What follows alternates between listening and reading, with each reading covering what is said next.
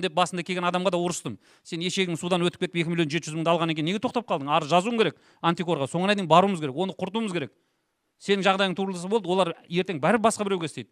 Ондайлардың көзін құрту керек. Одан кейін өзі алып жатқан болса, мен алып жатырмын. Ойбай, әкіммен бөлісемін, пәленшемен бөлісемін деген айтқан тоқтатса дейміз чиновниктер астындағылар. Құрылыс басқармасы дейсіз ба? Жоқ, жерді заңдастырып алмақшы болып жатыр екен. Бозарықта бір жерді алғанда, сол жерді заңдастырып беремін деп гаск деп қой, ненің жер кадастрдың қызметкерлері пәре алған. 700 мың алған. Жер мынау Болат Қуанышбеков бізде жұмыс жасамайды, мен содан кейін білмей отырмын да, мен басқарма басшыларының бәрін білем.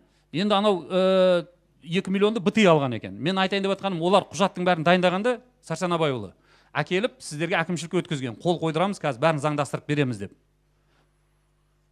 Мен айтып жатқан сұрағым мынандай, өтінішім. Сіздерде қазір мен өткенде кірген кезде көрдім, мынандай кипа қағаз бар, бәріне қол қою керек. Сол рұқсат беріліп жатқан жерлерге деген документ. Ақыры бәрі пәремен келіп жатқан болса, бәрі демей қойыншы, мен жаңа айтып жатқаным. Соны осындай астындағы алып келіп жатқандар өзінің Қарахан басының жаңағы сыбайластық көз қарасында алып келіп өткізіп жіберіп жатқан жоқ па деп.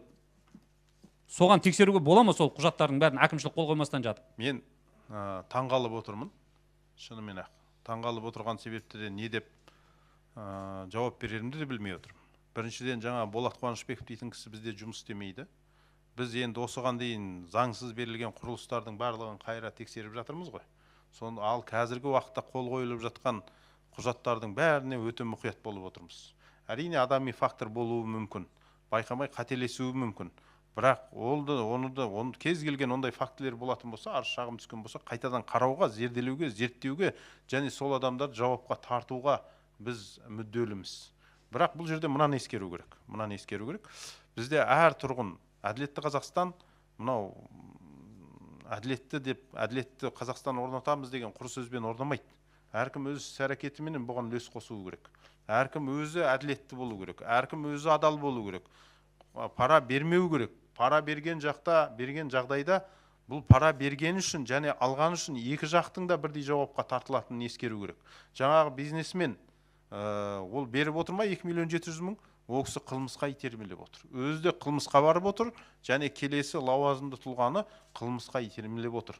Бұндай кісілер жазадан міндетті түрде тартуы керек. Ал егер нақты жағдайлар болатын болса, біз қарауға дайынбыз.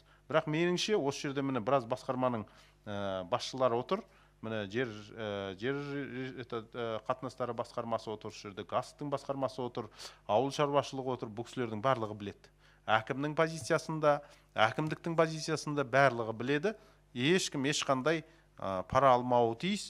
Бәрі заң аясында тәртіпке бағына отырып жұмыс атқаруы керек. Сәрсен Абайұлы, онда осы бір факт бойынша толық ішкі зерттеу жүргізуге бола ма?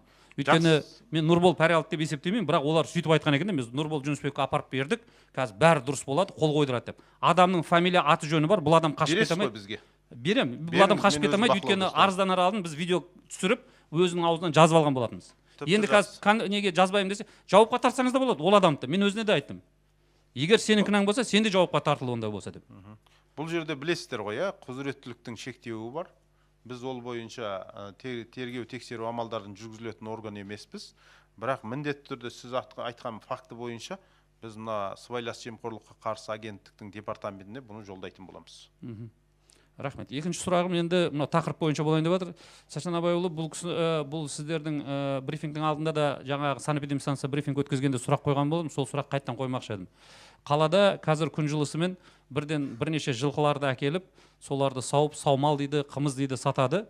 Біз бұның алдында бірнеше репортаж түсіргенбіз. Мынау жылқы деген жануар өкінішке орай адамның ауыратын барлық ауруымен ауырады. Соның ішінде спидпен де, сифилиспен де бәрімен ауырады. Бірақ бір жерде мен осы күнде бірнеше тексерген кезде бір адам санэпидемстанциядан жаңа биелерін тексеріп, справкасын іліп қойған болған емес. Яғни ол бие қандай аурумен ауырып жатыр?